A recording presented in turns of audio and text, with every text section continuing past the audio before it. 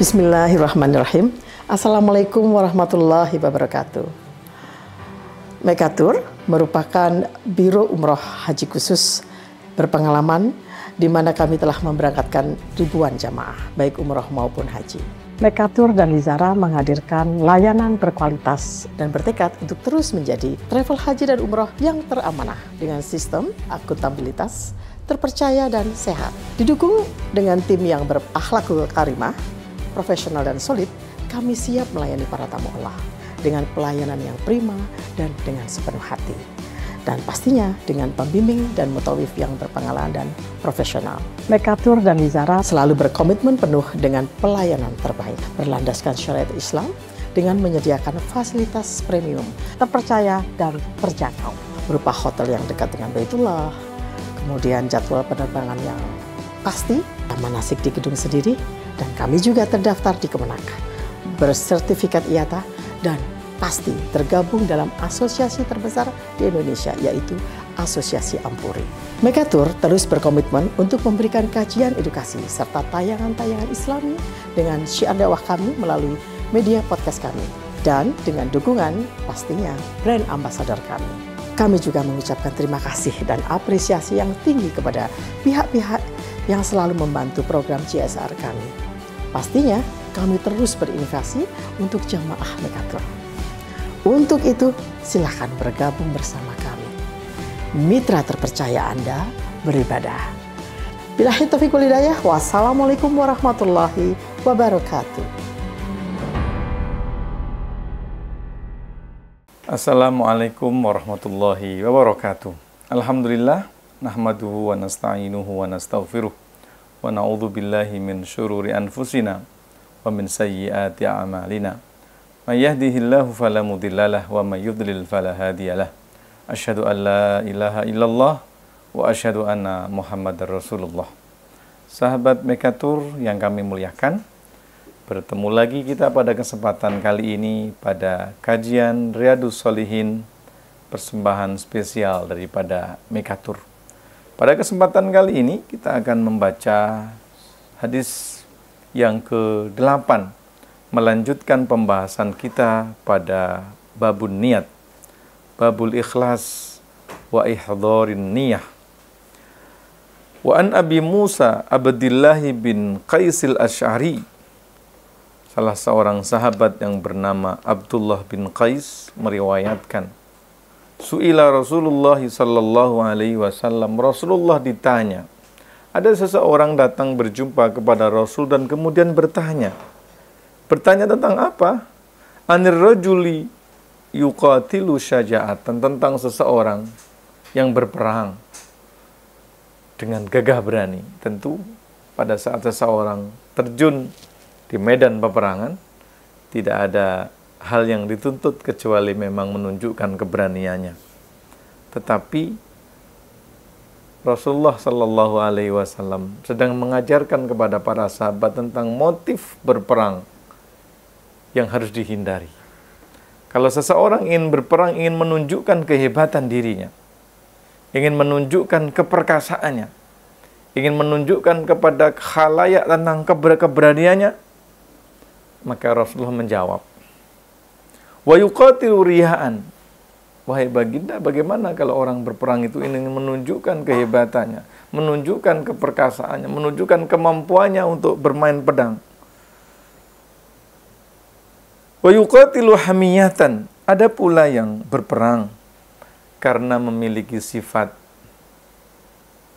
yang primordial, mencintai sukunya berlebihan, membanggakan kabilahnya berlebihan.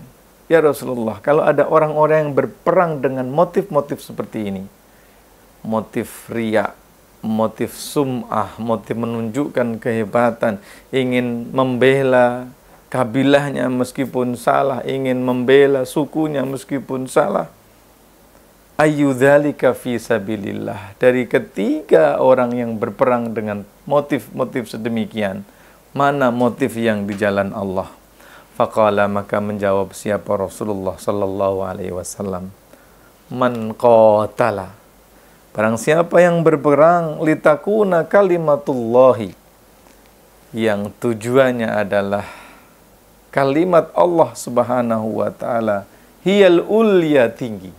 Siapa yang berperang untuk meninggikan kalimat Allah, siapa yang berperang untuk mendaulatkan Islam, siapa yang melakukan peperangan untuk menunjukkan marwah dan kemuliaan keadilan Islam, fahuwa fisabilillah, maka itu yang fisabilillah. Bahwa ketika perang harus jago mendiri jawaraya, ketika berperang harus menunjukkan, harus menampilkan keperkasaannya, iya. Sebab kalau tidak perkasa nanti akan ditutup oleh musuh. Kalau tidak memukul nanti akan dipukul oleh musuh. Kalau tidak menyerang akan diserang oleh musuh. Tapi ketahilah bahwa semuanya itu harus dalam bingkai kalimatullahi hiyal ulya. Maka jadilah apapun, kejarlah apapun, yang pasti semuanya harus dilandasi atas keikhlasan. Maka pahlawan sejati tidak pernah berpikir bahwa dirinya akan dinobatkan sebagai pahlawan. Pahlawan yang sejati hanya berpikir bahwa tujuan mulia dalam peperangannya adalah kalimat Allah Subhanahu wa ta'ala. Hadis yang ke-9, wa an Abi Bakrah Nufay ibn al-Harith al-Thaqafi, sahabat yang mulia bernama Abi Bakrah menceritakan anna Nabiyya sallallahu alaihi wasallam, sesungguhnya Nabi Muhammad sallallahu alaihi wasallam qala, bersabda, siapa Nabi, idzal taqa, apabila bertemu al-muslimani, dua orang muslim, bisayfihima, dengan kedua pedangnya. Kalau ada sesama muslim berjumpa yang masing-masing mereka membawa pedang, membawa parang, membawa senjata untuk saling berbunuh, fal qatilu wal maqtulu finnar, maka kalau terjadi korban, pembunuh dan yang terbunuh akan masuk neraka. Sahabat, orang muslim bersaudara. Sekeras apapun perbedaan yang terjadi, hendaklah diselesaikan melalui jalan permusyawaratan. Setajam apapun perselisihan yang terjadi, tidak dibenarkan mereka mengucurkan darah sesama muslim. Sehingga Rasulullah memberikan garis pembatas yang keras. Siapa yang mengucurkan darah sesama muslim, kalau ada dua muslim berjumpa dengan pedangnya masing-masing, dengan parangnya masing-masing, dengan goloknya masing-masing, sampai terjadi korban nyawa, al-qatilu wal maqtulu finnar, yang membunuh maupun yang terbunuh berada di dalam neraka.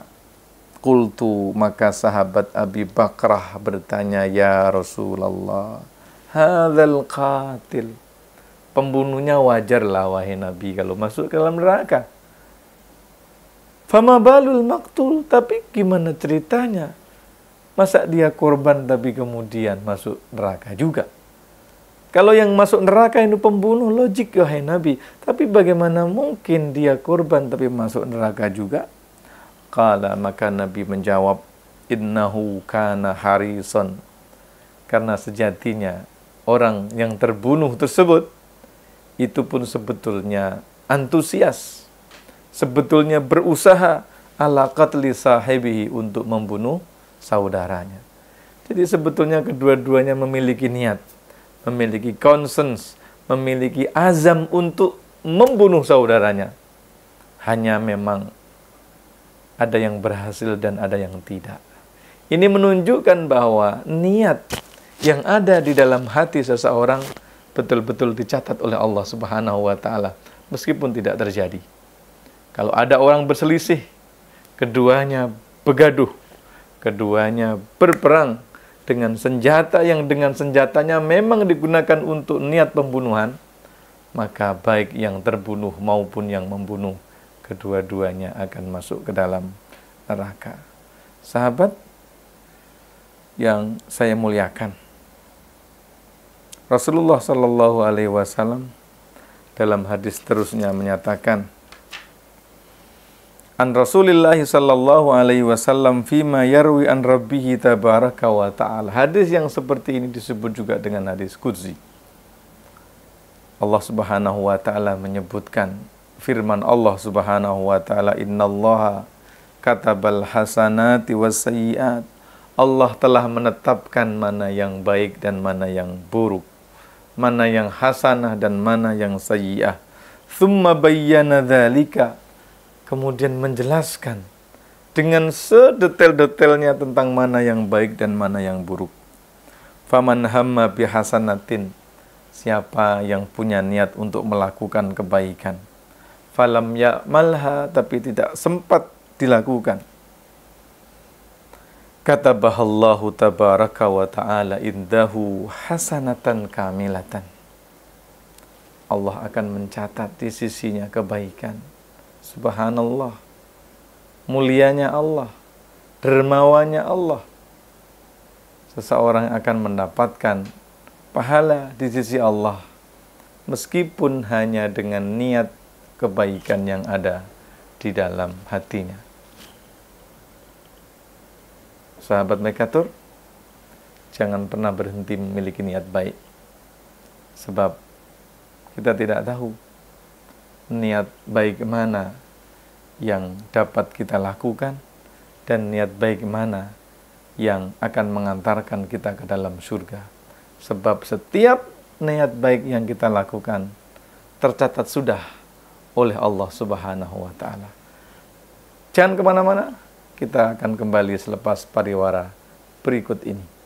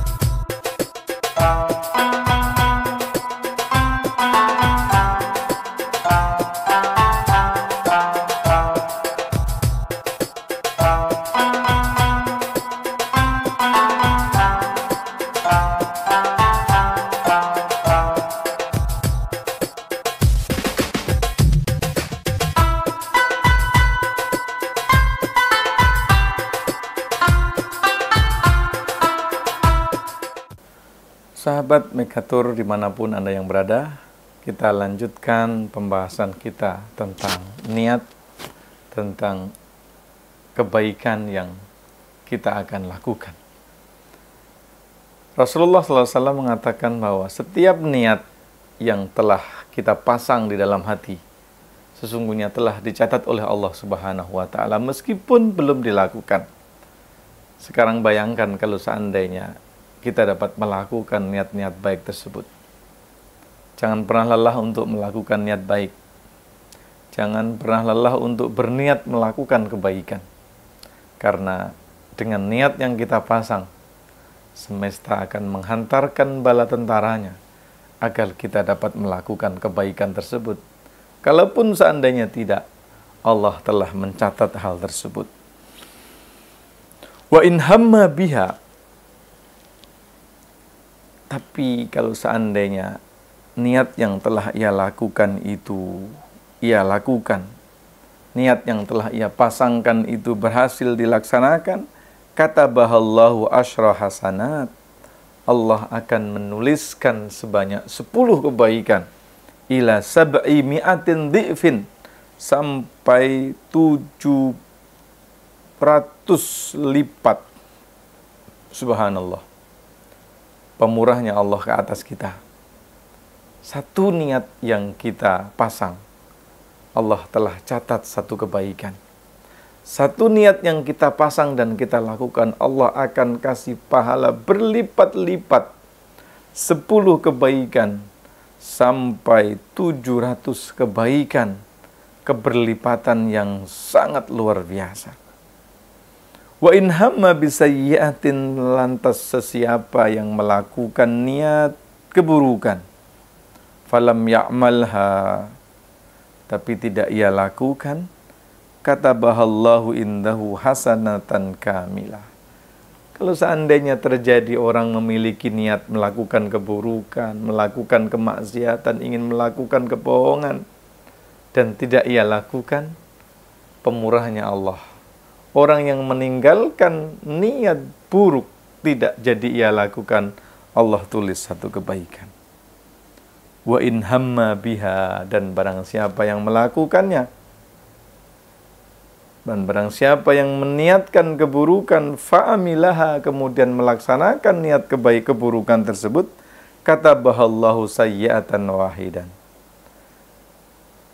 Allah akan catat menjadi satu kebaikan. Niat jahat tidak ditulis oleh Allah. Niat jahat yang ditinggalkan akan ditulis satu kebaikan. Niat jahat yang dilakukan akan ditulis hanya dengan satu keburukan. Tetapi pada saat baik, niat baik pun sudah ditulis satu. Niat baik yang dilakukan akan dibalas dengan 10 kebaikan sampai berlipat-lipat 700 kebaikan.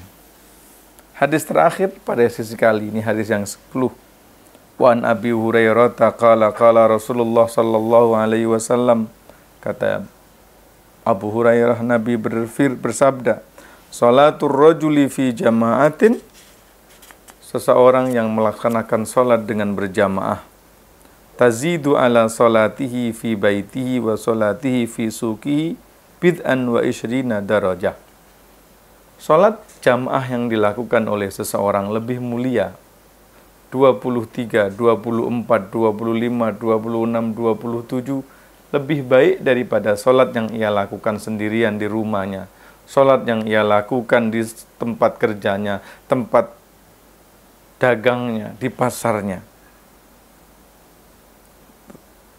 Wadzalika anna ahadahum, dan yang demikian itu apabila salah seorang dari mereka itu wudu, fa ahsanal wudu'a, kemudian menyempurnakan wudunya, thumma atal masjidah, kemudian dia datang ke masjid, la yanhazuhu illa salat, dia tidak bepergi, tidak memiliki keinginan kecuali untuk salat, wala yuridu illa salat, dan tidak memiliki tujuan kecuali untuk salat, lam yakhtu khutwatan, ia tidak menapaki satu jalan tapak, tidak melewati langkah yang ia lakukan, illa rufi'ah biha darajah, kecuali setiap langkahnya akan mengangkat derajatnya, wa hutta anhu biha khati'ah, dan kecuali setiap langkahnya akan menghapus kesalahan yang ia lakukan, hatta yadkhulal masjid, sampailah ia sampai ke dalam masjid. Sahabat Mekatur, jika rumah kita dekat dari masjid, berapa ratus langkah yang kita tapakkan untuk sampai ke masjid, dan sebanyak itu pula pahala yang Allah akan berikan. Jika seandainya rumah kita berjarak jauh dari masjid, berapa ratus langkah yang telah kita lakukan, dan sebanyak pula itu Allah akan memberikan kebaikan, menaikkan derajat, menghapus kesalahan, dihapus kesalahan, dinaikkan derajatnya. Dan semuanya itu Allah berikan sampailah betul-betul seseorang melaksanakan sholat di dalam masjid. Fa'idha dakhalal masjidah, tidak berhenti sampai situ sahabat Mekatur, apabila seseorang telah masuk masjid, kana fis sholati makanatis sholatu hiya tahbisuhu, maka dia tidak pergi untuk tujuan yang lain. Dia tidak keluar dari masjid kecuali memang dia ditahan oleh sholat di dalam masjid. Wal malaikatu yusalluna ala ahadikum, dan para malaikat mendoakan kepada kalian wahai umat Nabi, madama fi majlisihi alladhi shalla fihi, selama ia masih berada di dalam majlis yang di dalamnya terdapat ungkapan untaian salawat, dan pada saat itulah malaikat berlomba-lomba untuk mendoakan orang yang bersolawat, orang yang sholat di masjid. Allahumma arhamhu ya Allah, sayangilah dia. Allahumma gfirlahu ya Allah, ampunilah dia. Allahumma tub alaihi ya Allah, terimalah taubatnya. Malam yu'dhi fihi, selama di dalam masjid tersebut, di dalam majelis tersebut, di dalam momen tersebut tidak menyakiti orang. Malam yuhtith fihi, selama di dalamnya tidak dilakukan hal-hal yang melanggar ketentuan syariat. Sahabat, betapa mulianya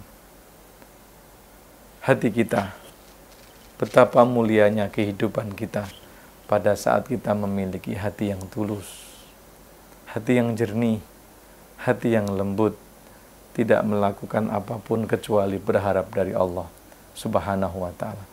Salah satu musibah besar yang seringkali membuat kita sedih adalah pada saat kita bergantung dan berharap kepada seseorang. Bagaimana mungkin kita berharap kepada seseorang, sementara seseorang sendiri tidak bisa memastikan bagaimana kehidupannya dia akan datang. Sahabat Mekatur, kita berdoa, sahabat semuanya diberikan kemudahan oleh Allah Subhanahu wa ta'ala dan kejernihan hati untuk melaksanakan ibadah haji dan umroh di masa-masa yang akan datang bersama keluarga tercinta. Assalamualaikum warahmatullahi wabarakatuh. دي قصة حب على شاطئ الهوى يقبل حكاية